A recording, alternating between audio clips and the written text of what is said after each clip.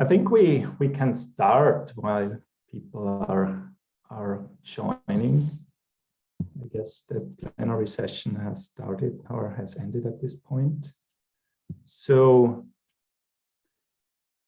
hello and welcome to the breakout session on computer science of this year's Science Industry Talk. My name is Bernhard Petermeier and I'm delighted to spend the next 30 minutes with you and my guests showcasing a little snapshot of the research and entrepreneurial projects in our ecosystem. To this end, we have invited an IST Austria professor that is also involved with the startup, as well as two entrepreneurs who are companies that originated from scientific research and are now funded by ISTQ. So please welcome with me first Markus Holzer. He's the CEO of Context Flow, which is an ISTQ portfolio company. Hello, Markus. Hello, servus Bernhard. Then we have Christoph Pitzak. He's a professor at IST Austria, and he's leading our cryptography research group. Hi, Christoph. Hello, everyone. And then we have Lisa Smith. She's the CEO and co-founder of Prewave, also an ISTQ portfolio company. Hi, Lisa. Hello, good evening. Thanks for having me. And then we have Dan Alistair, who's an associate professor at IST Austria in the field of distributed computing. Hi, Dan. Hello. Great. So before we hear more from our guests, I would like to invite every one of you in the audience to post your question whenever you have one in the chat, together with the name of who it is directed to, or directly voice it through your microphone. And I'm happy to convey your question, or you do it yourself. So let's start with Markus.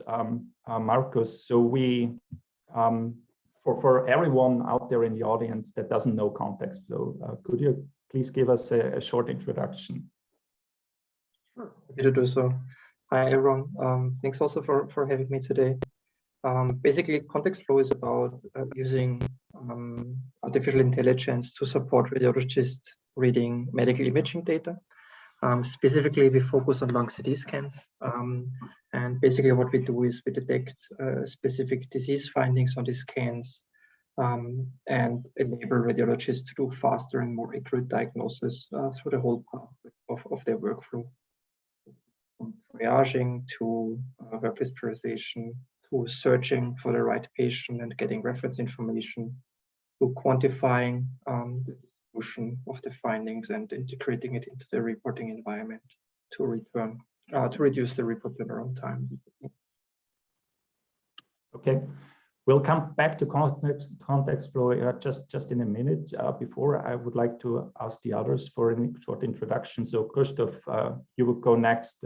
Please tell us a little bit about your research at IST Austria. So my name is Christoph Pitzak. I said I'm a cryptographer. So for those who don't know, cryptography is the science behind information security. And the research we do at IST is really goes from foundational research on understanding, what assumptions we can use to build cryptographic building blocks or building those new cryptographic building blocks. And a little bit more recently, we also actually develop protocols with the aim of being deployed in the mid or near future. Maybe I will tell a little bit about one of those projects later. Yeah, so we are a theory group with some recent, applied research too. Thanks. Lisa, you did your PhD work, right? And that has directly translated into a startup project. Tell us a little bit about it. Yes. So Prewave is a spin-off of the Technical University of Vienna. This is where I did my PhD, and we are supported by ISTQ since early on. And at Prewave, it's all about supply chain risks. This is a topic that is currently, of course, a lot in the news. If you think about the semiconductor shortages, if you think about all the disruptions originating or basically caused by the corona crisis. So what we do as Prewave is we help our clients to understand what are the risks in your supply chains in real time. So basically think about big company having 10,000 of different nodes in their supply chains, factories, seaports, and so on. We help them with our technology to understand the risks. Risk could be labor strikes, border closures, accidents, but also sustainability risks like human rights issues, child labor, and so on. So how do we do this? Our technology is basically based on natural language processing methods and machine learning, supervised and unsupervised. And we use this in order to detect signals for risk events from multilingual text. So basically texts that are published in social media, in local newspapers all around the world. And our algorithms detect signals that something is going wrong. And this is then, like processed in a whole pipeline until eventually an alert is sent out to our customer. We work with customers like Volkswagen, BMW, but also other, basically companies with complex international supply chains. Great. And we'd like to hear about that a little bit later. First, just let us also introduce Dan Alistair and let us know a little bit about your research at IST Austria. Please, Dan. Hello, so I'm an assistant professor at IST. I got my PhD in EPFL about 10 years ago, and before coming to IST, I held positions at MIT and Microsoft Research. So my research is at the intersection of algorithms, computer systems, and machine learning. So my lab's work over the past 5 years or so has been mainly about efficient computational support for large-scale machine learning and big data applications. One key area we've been working on has been efficient support for machine learning training, essentially for training very large models. We received an ERC starting grant for this work. And then another area which is more applied has been on efficient inference for machine learning models, in particular efficient execution of deep neural networks on kind of edge devices such as phones, laptops, watches, and stuff like that. And in particular on this topic, I've been collaborating with some of my former colleagues from MIT who co-founded a startup in Boston. I'm the ML research lead for the startup called Neural Magic, and there we work on state-of-the-art compression methods for deep neural nets.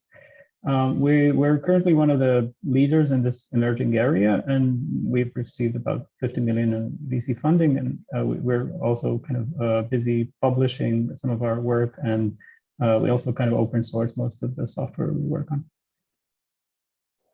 Thanks. Yes, Neural Magic is one of the rising stars in the industry and really shaking up some other players in the field. So how do you how has your expertise, your research expertise, really fit into that, and how do you feel is the corporate world that you're in with the startup different to the academic world and your research? I mean, I think the main concrete difference that we can make is essentially we obviously try to make things faster, and this is pretty much kind of a very short description of what computer scientists try to do. But I think what's kind of interesting in the case of Neural Magic is that you can really enable different applications, completely different applications by essentially via these kind of state-of-the-art compression algorithms that we have. Like essentially you could take like neural networks for and actually compress them so that they can be used on phones for for disease, like essentially for going over medical tests or something like that, and in areas where people would not be able to have like a large mainframe machine and sort of go and like transport it there, install it, and so on. So I think from this point of view, it's able to kind of enable new applications of kind of existing technology, and I think that's quite exciting.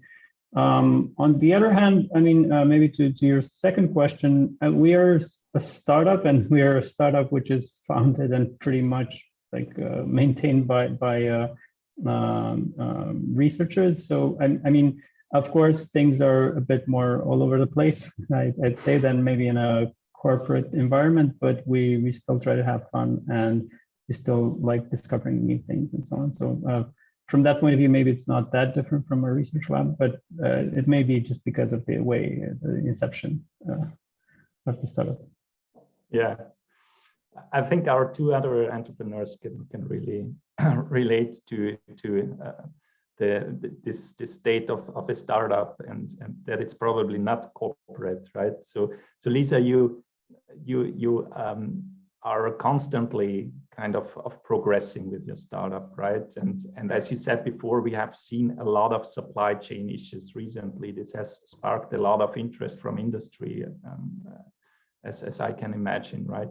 So, but that's not the only thing that is happening there in this industry, right? So there is regularly environment that is changing and is introducing kind of new rules to this. So how can your technology help to address the new landscape that is emerging there? Mm-hmm. Yeah, maybe let me first explain what is the new change, let's say, on the regulatory side. So particularly in Germany, there is a new Supply Chain Act coming from the 1st of January 2023, so in about a year. There is this law basically requires all large companies, more than 3,000 employees, to monitor risks in their supply chain systematically, and to systematically perform a risk analysis across all their suppliers, particularly with the focus on human rights violations and environmental problems. So this is really a change, because previously these topics have not been in the focus, let's say, of the companies or of the regulatory bodies. But yeah, basically Germany really wants to start a change here. But this is not only happening on the German level, because on the European level, Parliament already decided that a European law will also follow shortly afterwards. So this will also affect Austrian companies, not only because they are suppliers maybe of German companies, but because the European law will then basically act all across Europe. And now, how do we address it as Prevate? Yeah, I mean, we are working on this technology now for almost 10 years, so that the research and development has been going on for 10 years, focusing really on exactly this problem that is now basically in the center of this new law.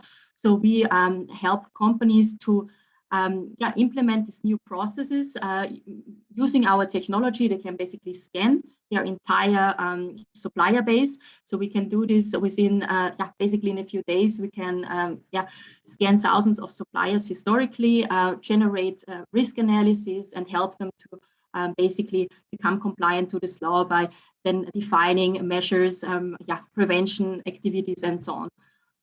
So how do we do it? One side, the AI technology that basically eliminates a lot of human effort that would be necessary, and on the other side, digitalized processes that make it very efficient to really integrate this into your corporation. So this is basically how we address it, and we just try to be let's say one of the leaders in this field now in Germany, and then on the European level. Yeah. And I can imagine that the current situation is very much kind of requiring such a solution, and you're bringing the buzzword of AI to a completely different level, right? So, Christoph, you have developed a kind of new consensus mechanism, right? That is proof of space and time.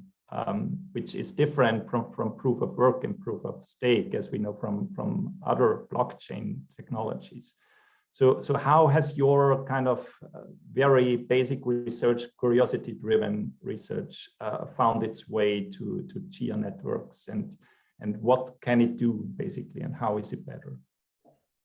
So this is something that, nowadays I think people are aware, that people who know about blockchains are aware about the issues that in particular Bitcoin has, namely the underlying consensus protocol is extremely wasteful. People constantly burn the energy that is, I think, at the level of countries. I don't know which country it is currently. But, this was something that was actually already somewhat becoming clear almost a decade ago. Like 2013 is when we started thinking, what can we do about it? And an obvious idea to a computer scientist is to replace computation with space. This is kind of another resource that you potentially can use to create the consensus protocol. So, but a very first step was really the foundational work, I would say, was actually to even understand what is the analog of a proof of work as used in Bitcoin in the context of space. A proof of space is a much more much more elaborate and sophisticated object. Actually, proof of work is really just a hash function, whereas the other thing was something that we started to work on in 2013. We had like the notion we had quite fast, the construction we had a bit later, around 2015. Now the company is something that the company was actually started in the US by Bram Cohen, the guy who made BitTorrent 2 decades ago as a student. Now he's kind of his second big project is basically this Chia project. He wanted to do this, this blockchain also based, he had this idea to do it based on space was kind of independent by many people, but actually what the primitive should be, that's actually something that we were in a very fortunate position to be able to construct because we actually worked on space-bounded cryptography or space in the context of cryptographic proofs before, so we had kind of these techniques. Anyway, I got involved in that project because Bram asked me to be basically scientific advisor. So maybe the involvement of IST in this particular company is probably less than with the other companies we see here. It's really it's mostly like an advisory position, and we get research ideas from them, and we also developed, actually, as you mentioned, we co-developed the consensus protocol. We had to develop and basically invent a few new primitives, something that is called a verifiable delay function. It was kind of another ingredient that didn't exist, but was simply necessary for this object. So it's, from my perspective, it's like a very good deal. So I don't have to deal with, unlike Dan, who kind of probably has all kinds of management issues and so on, and, hiring people, doing stuff around his, to do it, that he has even to take lots of time off. I'm really in a very fortunate position that I'm really just involved with the very, very, interesting technical questions that I, if I find them interesting, I and my group can work on it or not. So, I'm not an entrepreneur as the other ones here. I would not have the patience or the nerves or even the talent for doing these things. But, even as a complete theorist that I am, you can actually be involved in these projects, and it's actually very satisfying to see how these things are deployed. And I think the World Bank just decided to do their carbon credits on Chia, so I think there's some other countries are now actually moving some of their various projects on that network. So I hope in a few years it will actually be a thing. And it's kind of also interesting that as a computer scientist you actually can do something for the environment, right? It was something that I always found interesting, but you never would expect that there's actually something you can do that with such an impact. Hopefully. Yeah, and I think you are an entrepreneur, right? Because even though you're probably not in the front lines of a startup, right?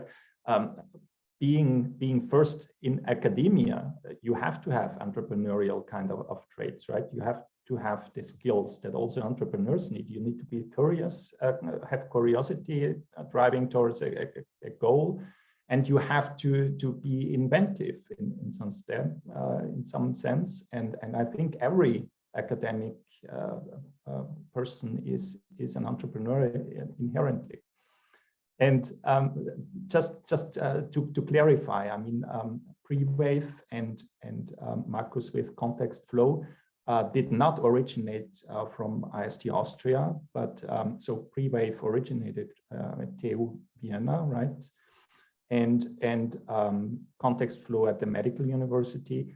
And we are supporting them with IST-Cube financially and with our expertise and trying to thrust them to the next level. And I think that's already a good point for the next question that I would like to ask Markus. So you are really the most advanced startup that we have in the ecosystem.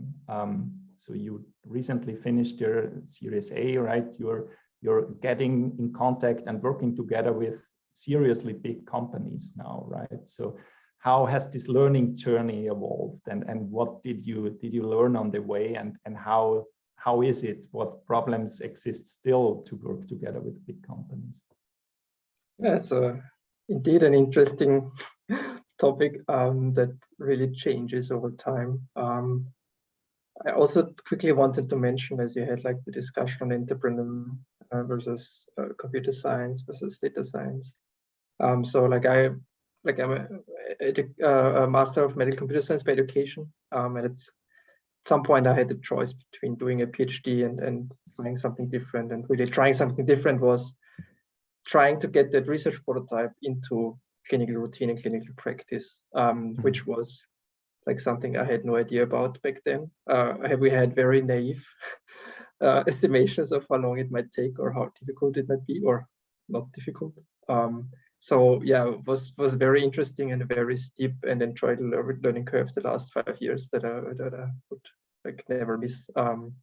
Getting us to a point where we can now talk about these things, which is, I mean, we recently announced big partnerships with industry vendors, especially in the DACH region in Germany with Dedalus, Aqua Healthcare. Sorry, they were named Aqua before, now it's Dedalus.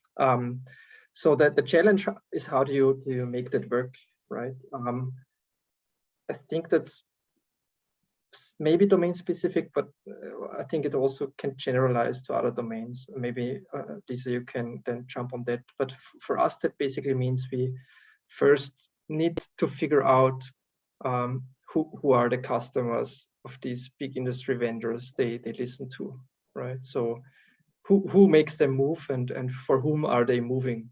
So our first task is really figure out who of the people who are the users of our product who need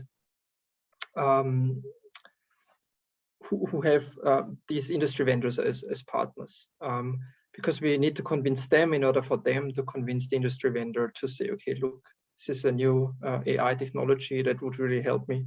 Please make sure that you integrate it in my workflow so that I can test it. So that's kind of the first step is having customers showing value for the product that you're offering so that they actually start looking at it and moving. These are like super big ships, right? So usually it needs not only one, but maybe 2 or 3 of these key customers of them before they actually start moving. And at the same time, ideally you've built up your own network so that you push them internally so that they finally start to integrate that product into their infrastructure. That's kind of the first step that you need to do. And then in the second step, then you try to show, and really also the challenge, that you actually have a positive impact on your customers, so that you actually can create value when your system is integrated in the work routine, which is a big challenge for a product like ours, which is running at a very complex, diverse medical device regulated hospital environment with patient data. It's not so easy to get these things integrated and going, also with limited hardware. So I found your topic on optimizing deep learning models to work on CPUs as fast on GPUs very interesting, because well, Dan could help a lot with that. Exactly, that's what I meant. Because I found it quite interesting, right? Because like usually they have virtual machines with CPUs where we need to make systems work and we optimize it towards that. So that's indeed a challenge. But yeah, when you have that step, you try to show clinical value. When you show clinical value and you've proven that it kind of works over that time, which I think for us took 2 years, you also build the relationships with these industry partners. And then you've also figured out that you have very good, hopefully good product synergies, which can craft something towards a joint vision that creates a win-win setup for both parties then in the end. And if that all aligns, I think you come to a stage where we finally got, where you can create like a partnership agreement that makes that more formalized and makes it able to take the next steps, which is answering your second question, is next steps to be able to show that you can scale even faster or significantly faster with having these industry partnerships. Because, I mean, yes, we have like right now 16 partners and customers across Europe. Dedalus probably has like 600 in Germany, right? So ideally, you can now leverage that to increase the sales and the market entry through these partnerships, which is kind of the next step. Now I will stop because I've talked for a long time. No, that's fine, and it's really great to see these startups in our ecosystem really getting more and more successful, growing from year to year. It's amazing to see, and also Prewave is in a very interesting phase at the moment, right? We just hear news every other week and see where it's going. So Lisa, what do you think? What are the next steps for you? What would it take for you to get to the next level? And maybe there are even people in the audience that might support you in getting to the next level. So Yeah. Yeah, so for us, it's really now about scaling, what Marcus just mentioned. Yeah, it's first about, like figuring out the product and the target market and so on. But now it's actually the product is there. We have the problem is, of course, bigger than ever with the supply chain disruptions, with the sustainability requirements. So now it's about really, bringing this product to the market on a bigger level. So yes, what people could do is just spreading the word, of course, about Previv, but also generally about the Supply Chain Act. I think this is something important for the Austrian industry to understand, or also, of course, beyond that, but particularly in Austria, we should be aware of that there are new legal regulations coming out. And we really try to help our customers to not see it as a burden, but see it as an opportunity. It's, of course, very good for your business to understand the structure of your supply chain, just to be able to act proactively instead of being surprised by shortages, by disruptions, by sustainability or reputational risks. So this is just our goal now, to help as many companies as possible to basically make this an opportunity, understand the structure of their supply chain, understand what's happening there, in order to basically really be able to proactively manage their supply chains. Okay, so Christoph, a short last question probably. So we've seen the crypto and blockchain market basically exploding, right? So do you see that there is, or do you feel in academia that there is way more demand, that this is such a hot topic? Do you see more young people being interested in this field? How is the academic perspective on that? So blockchains and maybe decentralized finance in general has really changed how my field, cryptography, looks like. Even the word crypto, which people associated with cryptography a few years back, now actually refers to decentralized finance, blockchains, so they even stole our name. And maybe the research that was done in cryptography a few years back by really theoreticians who were maybe dreaming about their results being deployed in some kind of exotic systems 50 years from now, this thing suddenly much the absolute killer applications, like especially this decentralized whatever contracts, and really were the killer applications for much of the research that has been done. And yes, so these days people on the street know what the zero knowledge proof is, for example, which up to a few years ago was kind of some cryptographers knew what these things are. So of course there is also a lot of kind of financial incentives involved, actually, when people getting rich. So it attracts all kinds of people for all kinds of reasons to develop the theory, but also develop products and companies and everything, this ecosystem around there. I think it has the potential to really shape, especially at least digital finance, maybe even more societal aspects in the future. And, I hope it will live up the promise. We'll see. But yeah, definitely on my field, it had a massive impact. All my colleagues now are involved in some kind of startups or doing things that, 10 years ago, would have you promised never to do anything with. And we'll see the outcome of that, more and more talent flowing into it in the years to come, right? So that's absolutely. I mean, there is such a shortage of people who can, program whatever smart contracts and things like that. This will. Yes. But this is, it's a few years, and then those people are educated. So in a few years, the landscape will be different.